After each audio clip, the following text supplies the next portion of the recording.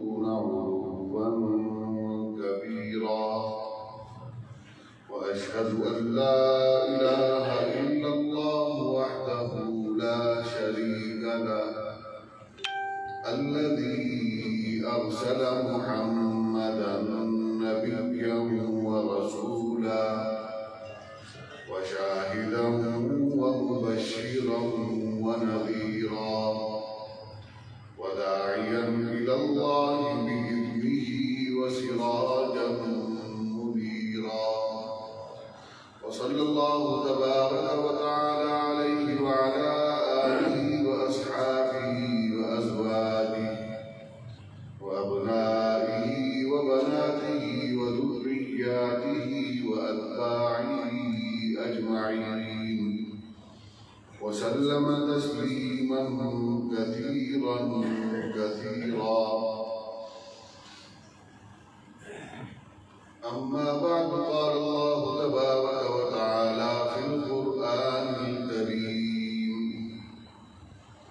أعوذ بالله من الشيطان الرجيم بسم الله الرحمن الرحيم.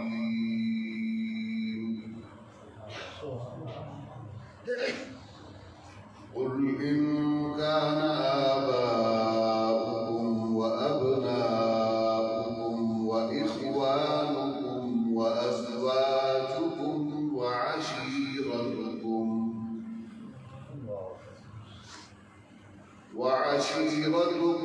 وأموال اقترفتموها وتجارة تخشون كسادها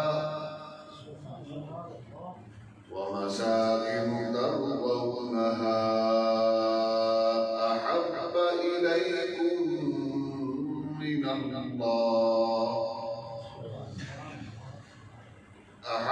إليكم من الله ورسوله وجهاد في سبيله فتربصوا حتى يأتي الله بأمره والله لا يهدي القوم الفاسقين.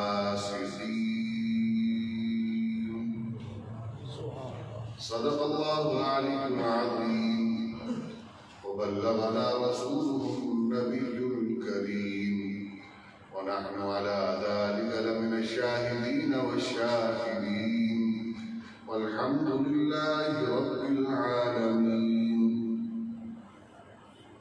تمام احباب عبادت اور ثواب کی نیت سے ذوق شوق اور محبت سے نماز والا تمجھے پاک آواز بلند تلاوت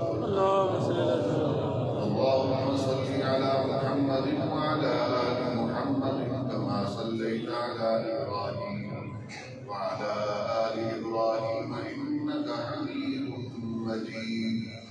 اللهم بارك على محمد وعلى آل محمد كما باركت على إبراهيم وعلى آل إبراهيم إنك حميد مجيد.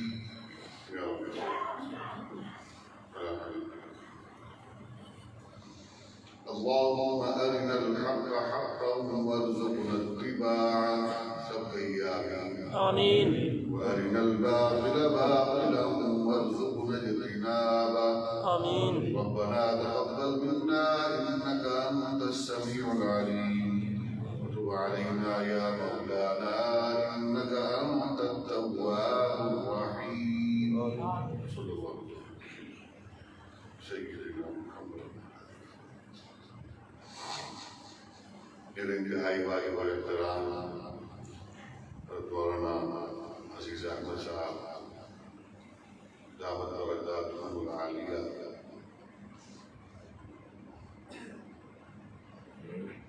بزرگان محترم، برادران عزیز،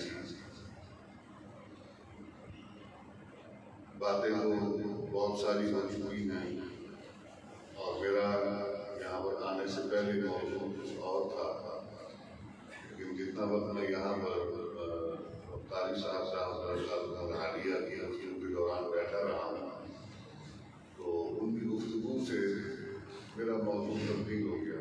تھوڑا سا، زیادہ نہیں تھوڑا سا، تو پریشان نہیں ہونا حضرات۔ ختم نبوت کا عنوان ہے اور یہ بڑا وسیع عنوان ہے، سارے دین کی حفاظت بھی کرتا ہے، بنیاد بھی فراہم کرتا ہے، سارے دین کی۔ اگر ختم نبوت کا عقیدہ ہے، یہ یقین ہے، تو دین محفوظ ہے، قرآن محفوظ ہے۔ اگر یہ عقیدہ نہیں ہے تو پھر کچھ بھی محفوظ نہیں، نہ صحابہ کی عظمت ہے، نہ نبی کی نبوت اور رسالت ہے، نہ ہی قرآن کی حقانیت ہے، اور نہ دین کی صداقت ہے، کچھ بھی باقی نہیں ہے۔ یہ سب کچھ جو ہے یہ ختم نبوت کے ساتھ وابستہ ہے۔ اللہ تبارک و تعالیٰ نے قرآن مجید فرقان حمید کی جو آیت مبارکہ آپ کے سامنے تلاوت کرنے کی توفیق عطا فرمائی ہے، یہ آیت مبارکہ رب ذوالجلال نے اس میں کچھ محبتوں کا ذکر کیا ہے۔ آج صاحب یہی بات کر رہے تھے کہ اللہ تبارک و تعالیٰ نے اپنی اور اپنے حبیب کی محبت کا کیا مقام رکھا ہے، اور یہ محبت ضروری کیوں ہے۔ رب ذوالجلال نے یہاں پر تفصیلی طور پر بیان فرما دیا کہ کن کن محبتوں کو اللہ تبارک و تعالیٰ نے دنیا کے اندر اہم قرار دیا ہے اور انسان کی سرشت و فطرت کے اندر رکھا ہے،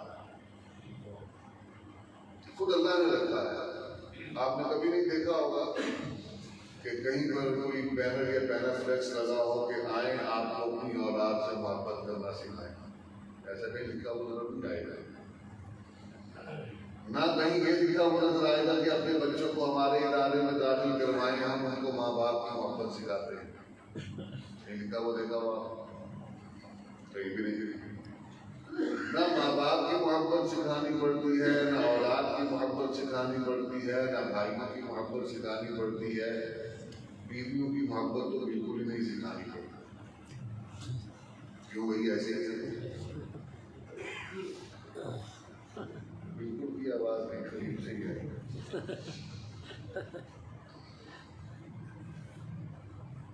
اسی طرح خاندان اور قبیلے کی محبت بھی سکھانی نہیں پڑتی۔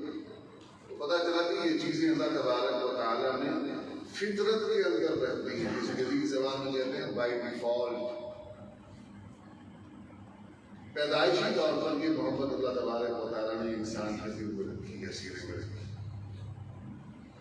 اور انسان کو اللہ تبارک و تعالیٰ نے جس انداز کی زندگی عطا فرمائی ہے، اس کے اندر ضروری ہے، کیونکہ انسان ایک دوسرے کے ساتھ وابستہ ہے، ضروریات ہیں، مجبوریاں ہیں، پیدائش سے لے کر موت تک تنہا انسان زندگی نہیں گزار سکتا۔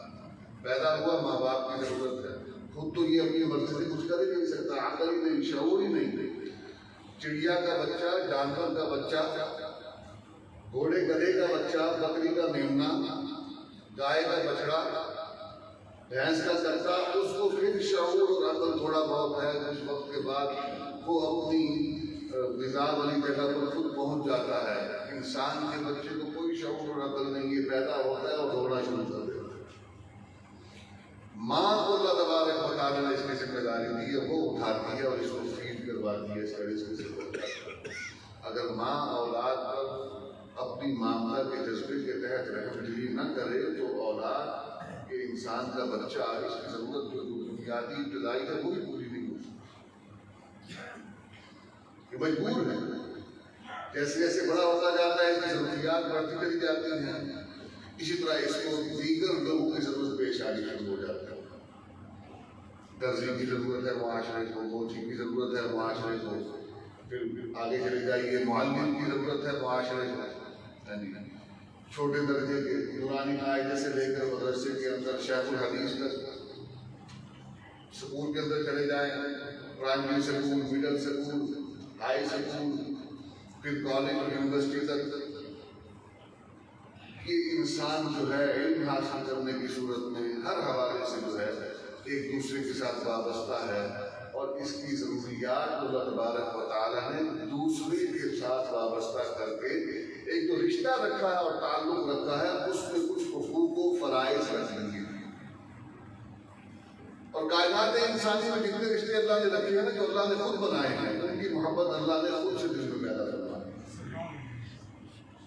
اس لیے کہ یہ محبت اگر نہ ہو تو وہ حقوق ادا نہیں ہو سکتے. اگر ماں باپ کی محبت نہیں تو ان کا احترام نہیں، ان کی تابع فرمانی نہیں. وبالوالدین احسانا پر عمل تبھی ہوگا جب ماں باپ کی محبت دل میں ہوگی. اولاد کی محبت، سردیوں کی راتوں میں ماں بچہ بستر گیلا کر دیتا ہے تو اس کے گیلے بستر پر ماں اس کو اٹھاتی ہے، اس کو خشک جگہ پر صاف کر کے دکھاتی ہے اور گیلی جگہ پر خود لیٹ جاتی ہے. نبی کریم علیہ الصلوۃ والسلام جنگ کے میدان میں دیکھتے ہیں، صحابہ ساتھ موجود ہیں، کہ ایک عورت اپنے چھوٹے معصوم بچے کو تلاش کر رہی ہے. اس کے بال کھلے ہوئے ہیں، اس کو دوپٹے کا ہوش نہیں ہے، اور جب وہ بچہ اسے ملتا ہے تو وہ اس کو اٹھا کر فوراً ہی اس کو دودھ پلانا شروع کر دیتی ہے، اس کو صاف کرتی ہے، اس کو چومتی ہے. وہ گرد آلود ہے، مٹی اس پر پڑی ہوئی ہے، ماں کو ہوش نہیں ہے، نہ اپنا ہوش ہے نہ بچے کی صورت کا ہوش ہے کہ اس پر مٹی پڑی ہوئی ہے. اسی طرح اس کو چومنا شروع کر دیتی ہے، دودھ پلانا شروع کر دیتی ہے. نبی کریم فرماتے ہیں کہ کیا یہ ماں یہ بات گوارا کرے گی کہ اس کے بچے کو آگ میں جلایا جائے، یا اپنے بچے کو آگ میں ڈالنا پسند کرے گا؟ یعنی اللہ تبارک و تعالیٰ نے اپنی ذات کے لیے بھی کسی کی محبت کی مثال اگر پسند کی ہے تو باپ نہیں، ماں کی محبت کی مثال. بات سمجھ آ رہی ہے؟ یعنی یہ محبتیں جو اللہ نے رکھی ہیں، ان کے حقوق ادا کرنے کے لیے اللہ تبارک و تعالیٰ نے کوئی ریفریشر کورس نہیں کروائے. یہ پیدائشی طور پر انسان کے سینے کے اندر ہے، فطری محبت ہے. یہ 5 محبت ہے، اور 3 چیزیں جو دنیا کی ضرورت کی ہیں: اموال ترزقونها وتجارة تخشون كسادها ومساكن ترضونها. مال جو انسان کی دنیا کی ضرورت ہے، اس کی محبت بھی انسان کے سینے میں. کاروبار جس کے اندر انسان کو گھاٹے کا دھڑکا اور خدشہ لگا رہتا ہے، اللہ نے باطن کی تصویر کھینچ کے دکھائی ہے. وَتِجَارَةٌ تَخْشَوْنَ كَسَادَهَا، کہ اتنا انسان کو اپنے کاروبار سے، روزی کے اڈے سے، ریڑھی والے کو ریڑھی بان کو ریڑھی سے، چھاپڑی والے کو چھاپڑی سے، دکاندار کو دکان سے، ہول سیلر کو اپنے اڈے سے، اپنے گودام سے، کارخانے دار کو اپنے کارخانے سے اس قدر محبت ہوتی ہے کہ تھوڑا بہت کہیں کوئی پریشانی کی صورت پیدا ہوتی ہے، ریٹ کہیں بڑھتا ہے تو اندر سے دھک دھک ہونا شروع ہو جاتا ہے کہ کہیں مجھے گھاٹا نہ آ جائے، کہیں مجھے نقصان نہ ہو جائے. یہ کاروبار کے ساتھ انسان سے واپس کریے. دنیا کی ضرورت ہے، کاروبار نہیں کرے گا تو مال کیسے کمائے گا؟ مال نہیں کمائے گا تو کھائے گا کہاں؟ ہر دور کے انسان کی ضرورت ہے. وہ مساکن ترضونها، وہ ٹھکانے جہاں رہنا انسان پسند کرتا ہے، وہ کٹیا ہو فقیر کی یا امیر کا محل ہو، ہر وہ جگہ جہاں پر انسان رہتا ہے جس کو وہ اپنا گھر کہتا ہے، وہ جگہ اس کو پسند ہوتی ہے. وہاں رہنا اس کے لیے راحت جان ہوتا ہے، راحت قلب کا سامان ہوتا ہے. رب ذوالجلال نے یہ 3 دنیا کی ضرورتیں گنوا دی، 5 وہ فطری محبتیں گنوا کر فرمایا کیا؟ یہ نہیں کہا کہ ان چیزوں کو میں نے حرام کر دیا ہے، یہ سب چیزیں جائز ہیں بلکہ ضروری ہیں. یہ محبتیں نہ ہو تو حق نہیں ادا ہو سکتا. فرمایا کیا؟ اللہ فرماتے ہیں ان کا، کہ اگر یہ محبتیں جو میں نے گنوا دی ہیں، میں نے تمہارے دل میں رکھی ہیں، احب الیکم من اللہ ورسولہ وجہاد فی سبیلہ، یہ محبتیں اگر اللہ، اس کے رسول اور اس کے دین کے راستے میں جہاد کی محبت سے بڑھ جائے تمہارے دل میں، فتربصوا حتی یأتی اللہ بامرہ، پھر انتظار کرو کہ اللہ تم پر اپنا فیصلہ دے گا. عزیزان گرامی، رب ذوالجلال نے یہاں پر بات کو ختم نہیں کیا، بات کو ختم فرمایا واللہ لا یہدی القوم الفاسقین، کہ اللہ اس کے رسول کی محبت یہ ظاہری اعتبار سے جو محسوس ہوتا ہے کہ اللہ نے قرآن میں بیان فرما دیا کہ تو خود بخود سے انسان کے دل میں ہونی چاہیے، لیکن حقیقت یہ ہے کہ یہ محبت خود بخود انسان کے دل میں نہیں آتی. یہ محبت بغیر سیکھے نہیں آتی، یہ غیر فطری محبت ہے. اللہ چاہتے کیا ہے کہ فطری محبتوں کو ان 3 غیر فطری محبتوں پر قربان کر دیا جائے.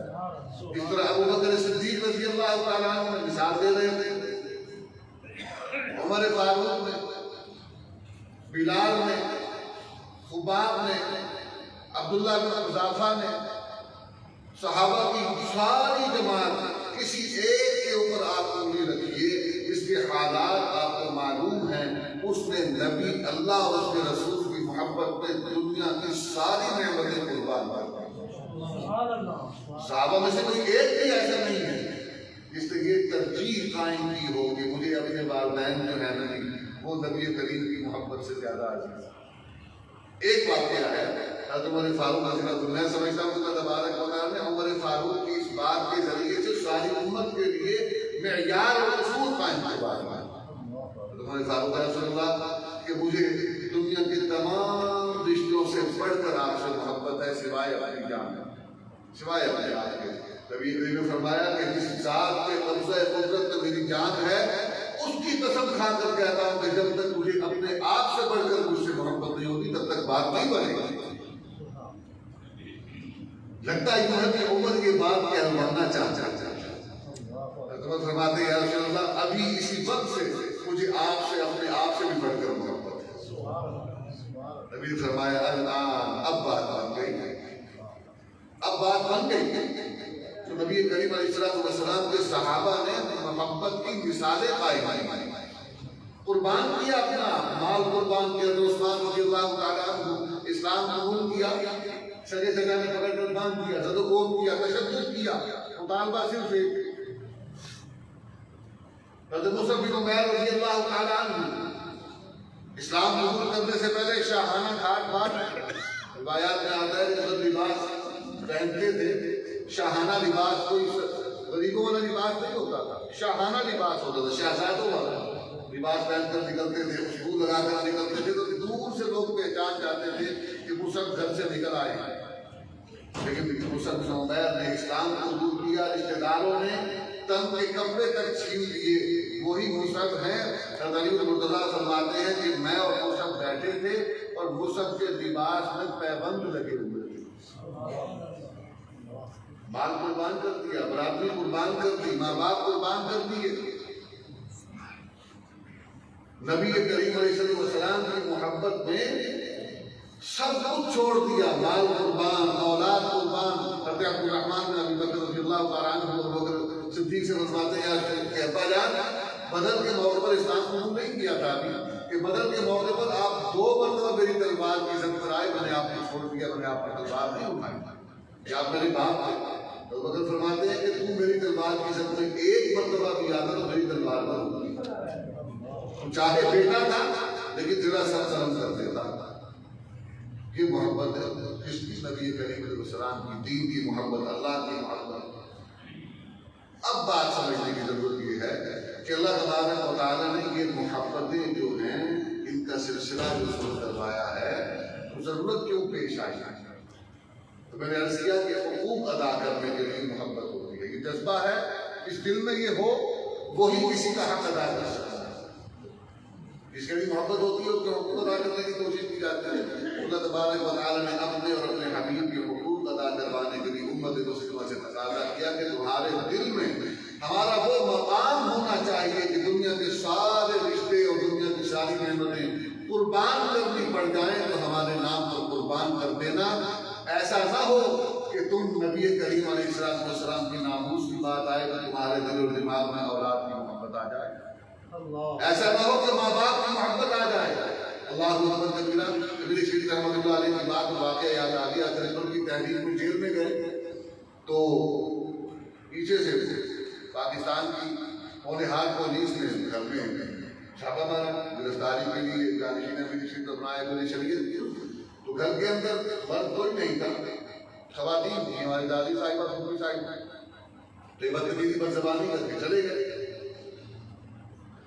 تو نبی شریف رحمۃ اللہ نے جب جیل سے رہا ہو کر واپس آئے تو جماعت کے ساتھیوں نے اور ابنائے نبی شریعت نے اپنے غم و غصے کا اظہار کیا اس واقعہ پر کہ ایسے ہوا، ایسے ہوا، ایسے ہوا. پولیس گھر میں آئی، بدتمیزی کی، یوں بکواس کی، یوں کیا، یوں کہا، ابا جان سے یوں کہا، آبا جی سے یوں کہا. اس طرح کی باتیں وہ کر رہے تھے. دادا جی سنتے رہے تھے، سب باتیں سنتے رہے. آخر میں فرمانے لگے کہ کیا ہوا، اتنا اتنا ہوا کہ پولیس گھر میں داخل ہوئی اور تمہاری ماں کے ساتھ بدتمیزی کی، میں تو کہتا ہوں کہ وہ ان کو تمہاری ماں اور بہن کو بالوں سے پکڑ کر گھسیٹتے ہوئے لے جاتے تو میں سمجھتا کہ میں نے ختم نبوت کا کچھ حق ادا کیا۔ نعرے تکبیر، ختم نبوت، امیر شریعت۔ عزیزان گرامی، یہ جذبہ محبت کا ہے۔ نبی کریم علیہ السلام کی محبت میں امیر شریف رحمۃ اللہ علیہ نے اپنا گھر بار قربان کیا،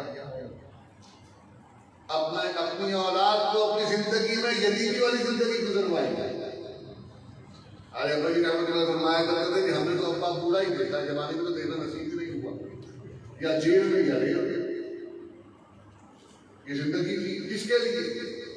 کوئی ذاتی غرض تھا، کوئی محلات تعمیر کرنے تھے، کوئی سیاسی فائدہ چاہیے تھا؟ کچھ بھی نہیں، صرف ایک دم تھی کہ نبی کریم علیہ السلام کا ناموس اور آپ کے منصب کے تحفظ کے لیے ایسی کوئی قانونی صورت بن جائے کہ آنے والے وقت میں کسی بدبخت کو پھر آئندہ اس پر نظر ڈالنے کی بھی ضرورت نہ ہو۔ اللہ تبارک و تعالیٰ نے ان کی قربانیوں کے دوفیر، ان کی محنت، اور وہ محنت انہوں نے جو کی تو صحیح محبت سے کی نا۔ ان کو کیا اپنے اولاد عزیز نہیں تھی؟ ان کو کیا اپنے والدین عزیز نہیں تھے؟ ان کو کیا اپنی بیوی عزیز نہیں تھی؟ باوفا بیوی، وہ گھر کے اندر فاقہ ہو رہا ہے، خامن جیل میں پڑا ہوا ہے، اولاد کی تعلیم کا، تربیت کا، لباس کا، خوراک کا کوئی پتہ نہیں ہے، ایک ہی دھن سوار ہے کہ نبی کی ناموس کی حفاظت کرنی ہے۔ انگریز کا بدسری سے انخلا کرنا ہے، کیوں کہ جس دین کی ہم محنت کر رہے ہیں، یہ دین مسلمان کو غلام رہنا نہیں سکھاتا، یہ دین مسلمان کو آزاد کروا کے پھر صرف ایک اللہ کا غلام بنا دیتا ہے، اور اسی اللہ کی غلامی بھی ہے، اور اسی کے احکام پر عمل بھی ہے، اور اسی کی اطاعت بھی ہے، اور پھر اسی طریقے سے نبی کریم علیہ السلام کے ساتھ تعلق ہے کہ نبی کی زندگی کے تمام معاملات میں جب نبی سے محبت ہوگی تو نبی کا حق ادا ہوگا۔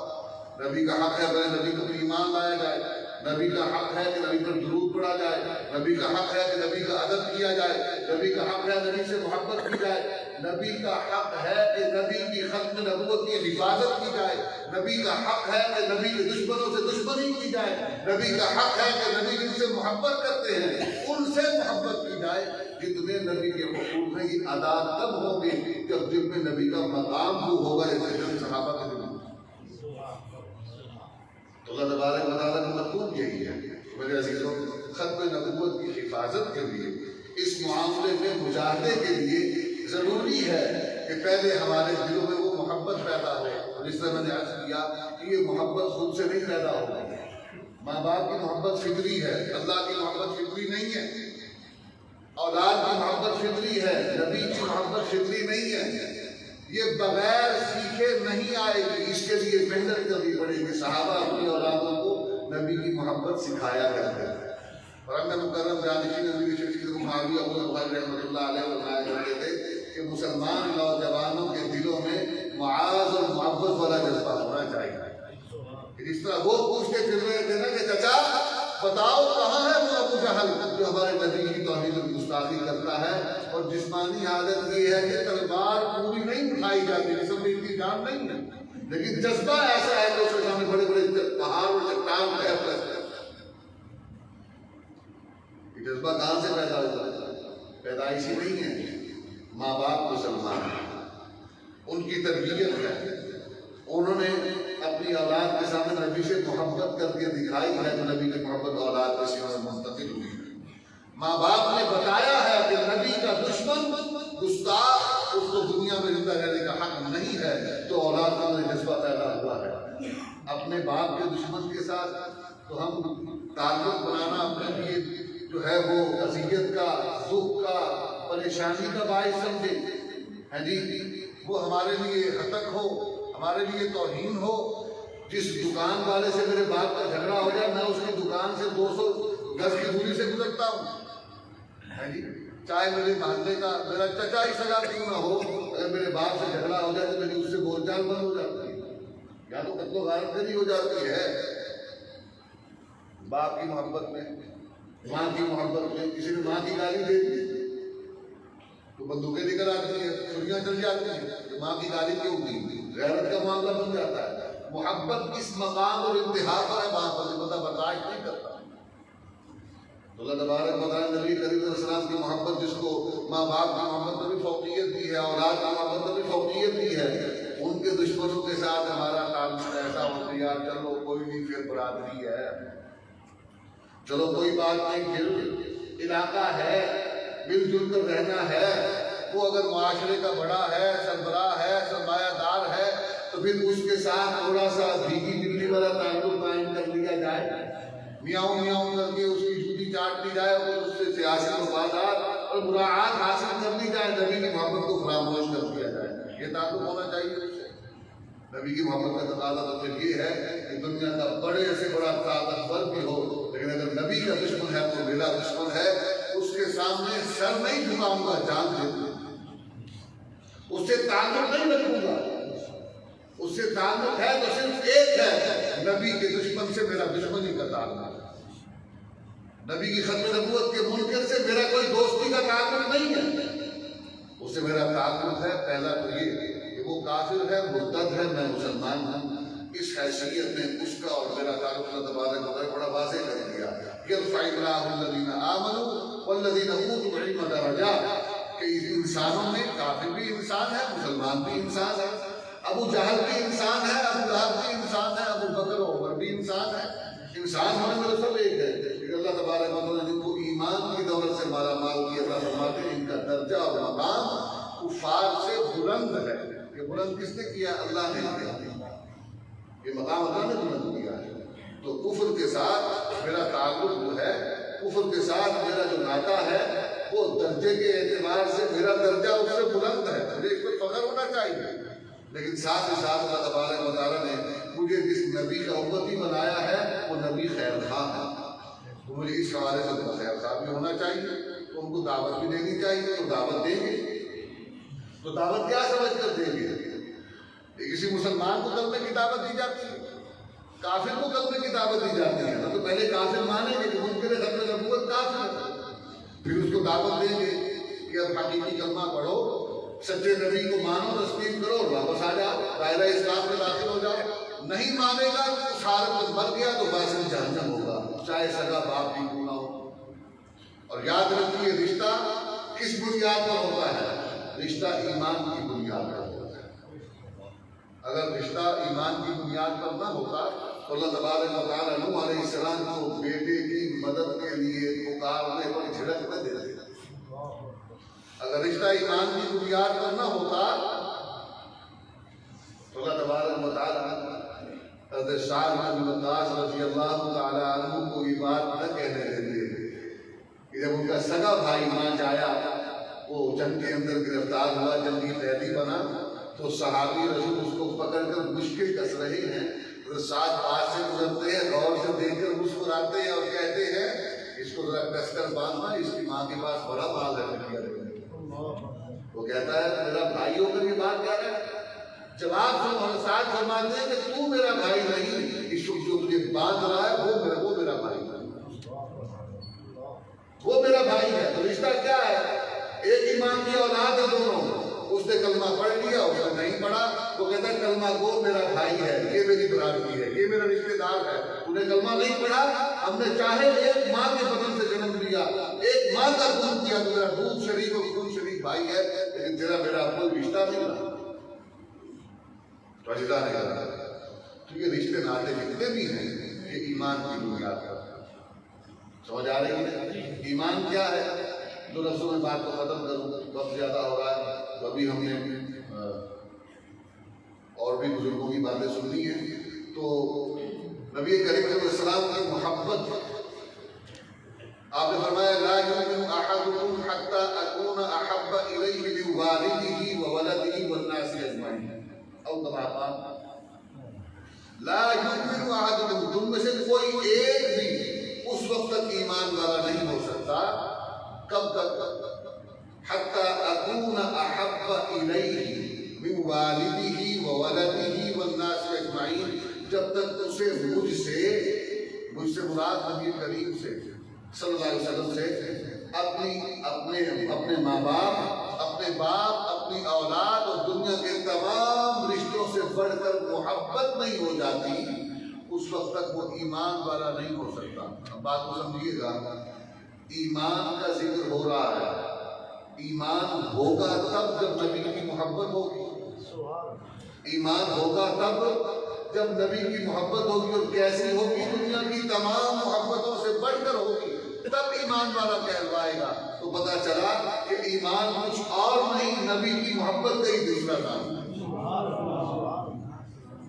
تو صحابہ کی طرح یہ محبت سیکھنی پڑے گی۔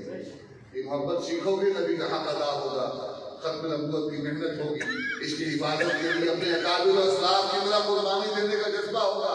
وگرنہ خالی کوئی نعرے ہیں میرے عزیزوں، اور کافر جانتا ہے اس نے آج ہمیں اس محنت کر کے جہاں تک پہنچا دیا ہے، اسے معلوم ہے کہ کوئی دانہ رہ گیا، اس کے اس بھرم کو اور اس کے اس یقین کو خاک میں ملانے کے لیے ہم نے اپنی آئندہ نسل پر محنت کرنی ہے، ان کے ایمان کو اور ان کے دلوں میں نبی کی محبت کو جاگزی کرنا ہے۔ اپنے گھروں میں نبی کریم علیہ السلام کی محبت کے ترانے پڑھو، نبی کی سیرت پڑھو، قرآن پڑھو، اپنی اولاد کو پڑھاؤ، تبھی ان کے دل میں نبی کی محبت پیدا ہوگی۔ انہی چند گزارشات کے ساتھ میں آپ حضرات سے اجازت دوں گا۔ اللہ تبارک و تعالیٰ میرا آپ کا ہم سب کا حامی